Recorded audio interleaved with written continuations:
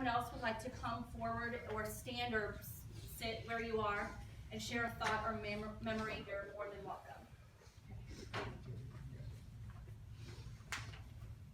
Leslie counted on me to say the right things at the right time. She was more than capable of speaking for herself, as most of you know firsthand. But there were times when Mommy was needed to say what had to be said on her behalf, and this is one of those times. She is, as always, counting on me to hold it together, rise to the occasion, and get the job done, and I will not let her down today. Amen.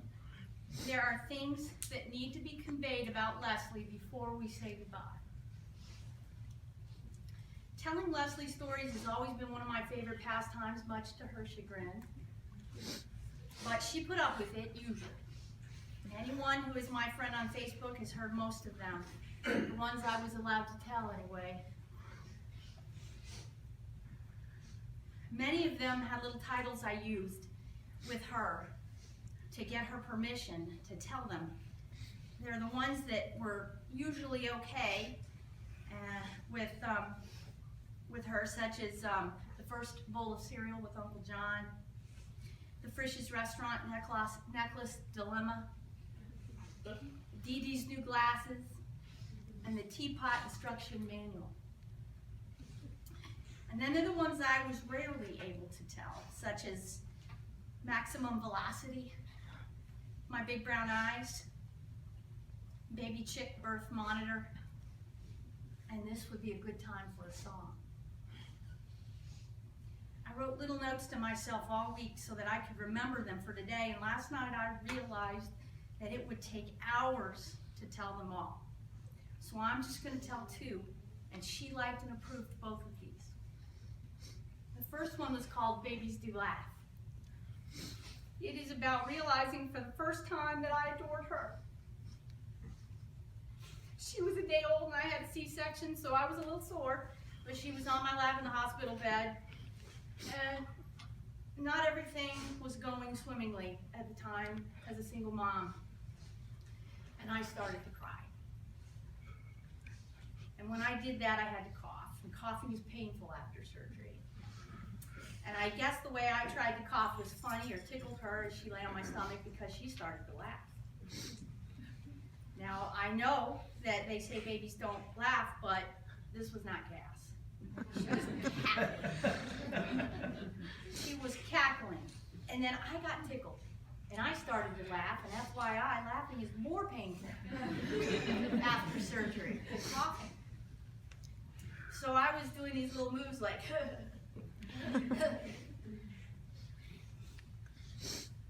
and she laughed more, stretching her little neck, grinning and cackling, and I fell in love.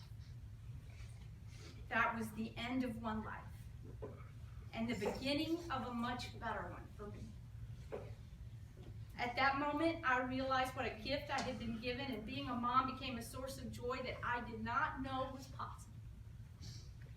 Leslie was beautiful inside and out, and she was good at absolutely everything she did. At 3 years old, she did the best Arnold Schwarzenegger and Jim Carrey impressions I've ever seen from a toddler.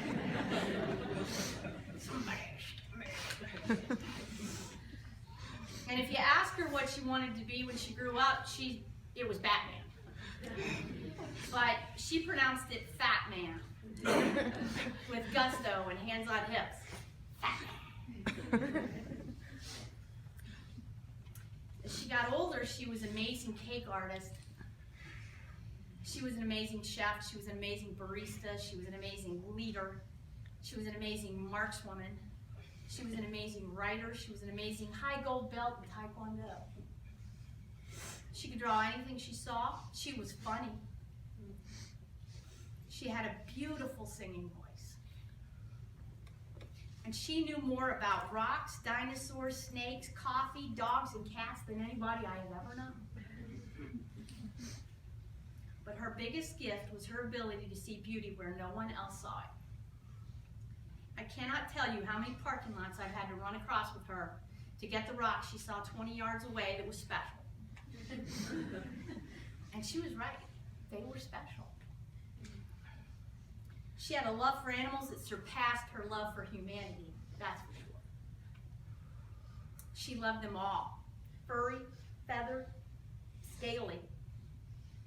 And that not only includes snakes. The fact is they were at the top of her list, and that is because they were misunderstood. And Leslie was always the champion of the downtrodden. The one exception to that would be spiders. She was not a fan. In fact, she was a true arachnophobe.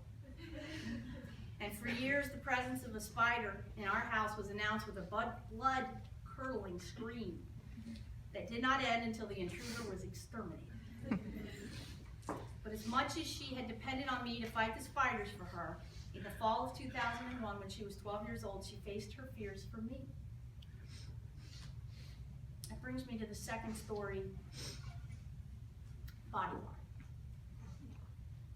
I was in the basement of our apartment building doing laundry, and I bent down at that time for the last time for a while, and my back gave out.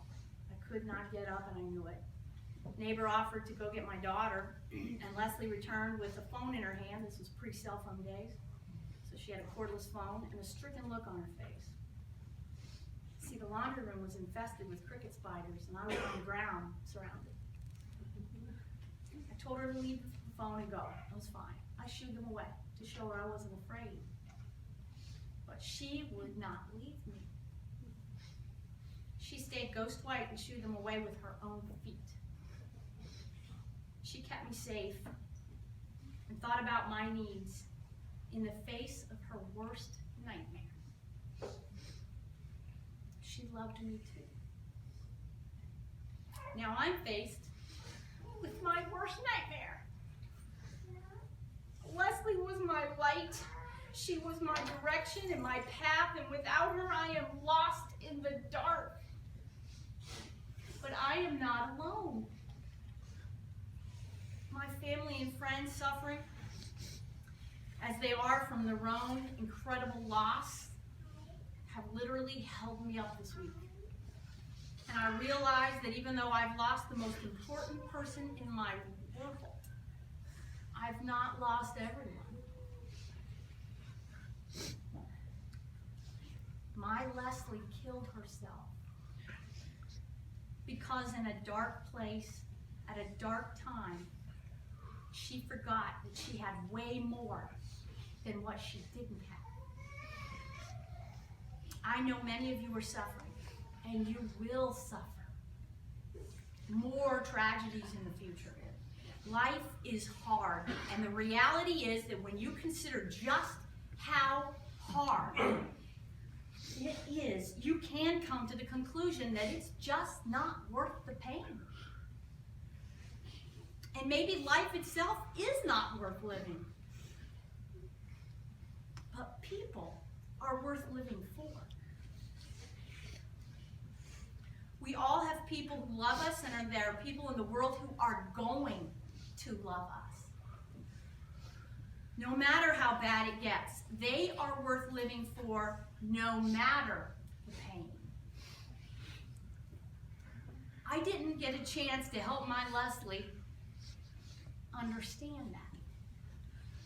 So I need everyone here to hear me and carry that message with you from now on and pass it on to everyone you know. For 27 years, my every waking moment was focused on what my daughter might need from me. My every plan was based upon what she might want or need to do, and my every hope was built around her happiness. So I'm in a dark place right now. But I will not give up. I will go on in spite of the pain. I will never have to worry that she's in danger, hurting, or needing something from me I'm not providing her again, ever. That's a poor consolation prize for what I've lost, but it is what I have now. And I have to give her something in return. She was everything to me, but she will never be or do anything more unless I use what she was to me to make her more.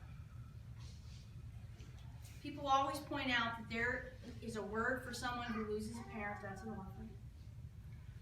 And there's a word for someone who loses a spouse, that's a widow or a widower, but there is no word for a parent who loses a child. I know why now. There are also no words for mamas who lose their baby dolls. Aunts and uncles who lose their nieces. Cousins who lose a cousin that was really more of a sister. Or even friends who lose friends.